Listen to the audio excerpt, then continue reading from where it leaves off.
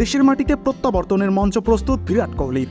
Test cricket খেলবেন তিনি 9 মাস বাদে। এর আগেই একটা ঝড়ের আভাস দিয়ে রাখলেন কিং কোহলি।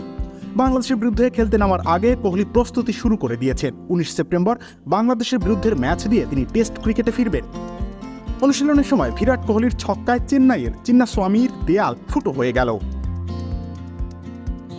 সাবেক এই অধিনায়ক নেটে ব্যাট করার সময় একটি বিরাট ছয় মারেন। তার এই ছক্কার হুঙ্কার বাংলাদেশের জন্য একটা সতর্ক বার্তা বটে।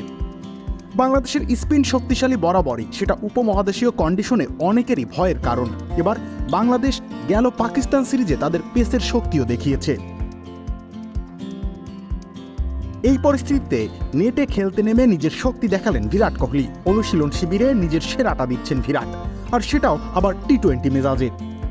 বেশ কয়েকটা বড় শট খেলতে দেখা গিয়েছে তাকে। তিনি যেমন মাটি ঘেঁষা শট নেন, তেমনি তিনি তুলেও মারেন। লফটেড একটা শটের মধ্যে একটা চিন্নাস্বামী স্টেডিয়ামের দেয়াল ভেদ করে বের হয়ে গিয়েছে। সেই শট আবার মনে করিয়ে দেয় টি-20 বিশ্বকাপের কথা। পাকিস্তানের বিপক্ষে স্ট্রেট ড্রাইভে ছক্কা হাঁকান কোহলি। এটাও ছিল তেমনই একটা স্ট্রেট ড্রাইভ। বাংলাদেশের বিপক্ষেও নিশ্চয়ই এমনই কিছু করতে চাইবেন বিরাট, তবে বাংলাদেশও বিরাটকে মোকাবেলা করতে পুরোপুরি প্রস্তুত। রবিউল ইসলাম রনি, খেলা ৭১।